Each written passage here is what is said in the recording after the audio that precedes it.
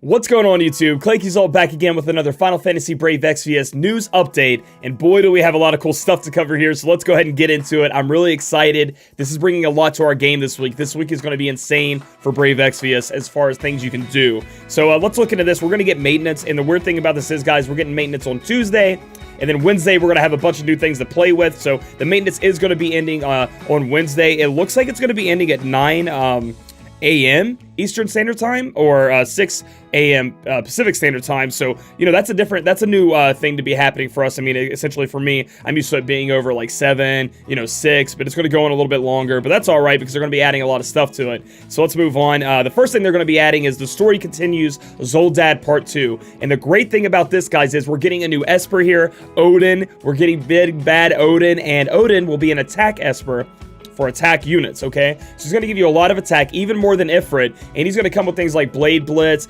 Dragon Killer, Undead Killer, so he does have some killer abilities with him also. So the way I look at this, guys, is Odin is going to go on your best attacking unit, and then Ifrit's going to slide to your second best attacking unit. And then if maybe for some reason you need to use Ifrit's killer abilities, just slap that bad boy back on your highest attacker and you go to town with that killer ability. But yes, guys, we do get Odin, and Ifrit is moving to the side as best attack Esper, and that's super exciting. So that's what I'm excited about Zoldad Part 2. Obviously, the storyline's coming too, but having a new Esper to play with is going to be awesome. It's going to be amazing. So moving on, let's go into a new trial boss.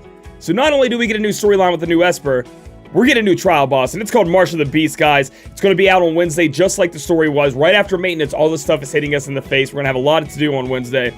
Essentially, March of the Beast, it's going to take a bunch of the story bosses, and it's going to make us fight them again. I think it says there's 9 battles, 9 rounds of battles, and they have increased HP, attack, magic, stats, things like that. What's going to happen is you are going to have to fight them all in a row, and if we can finally manage to take them all down, we're going to get Demon Mail. And Demon Mail is a very, very good chess piece. A good chess piece. Attack 10, defense 55, dark resist plus 20%. So I think it's better than the Black Belt Gi. I'm hoping, by the way it looks, that, Gilgamesh can wear it. Because right now, Gilgamesh doesn't really have an attack stat on his chess piece that we can use. But overall, when I would watch Japanese players play this game, that little icon of that Demon Mail, I had no idea what it was called, but I saw that on their units, and I was like, what is that? They're all wearing it. I see all these players wearing it. Well, that's why, because attack 10, defense 55, dark resist 20%, that's going to come in handy down the road, so you definitely want to pick this up. It's going to be really, really good.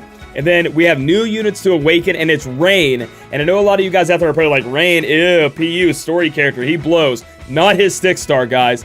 Rain gets an AoE buff to all his allies, attack, defense, magic, spirit, that's right, everything. And he's going to buff it up by 40% for 3 turns. So that is the first thing. That's his level 100 ability. It's called Leadership. So he's going to be like, come on, guys, let's kick some ass. And then, everybody's attack, defense, magic, spirit's going up. So first off, he can buff at 6 star. Then he can also full break, and this full break's just a tiny bit stronger than normal full break. Normal full break comes in at a 1.6 times multiplier. His, I think it's called Undermine, yeah, is 1.7 times multiplier. So it's going to break down the attack, defense, magic, spirit of the enemy. So what's going to happen here, guys, if you don't have a full break unit, if you don't have a full break unit, you don't have a, a buffer, Rain is going to take that spot for you, and everyone has him because he's a story character. Isn't that amazing? So for everybody out there, it's been really sad. They haven't gotten the units. They want to replace certain units. They want to use, free-to-play players want to use the units they have. This guy right here is going to find a slot on your team. So I think I will have a unit spotlight for him, even though he's not like a big 5-star base, 6-star unit, just so I can help you guys out, show you what he can do,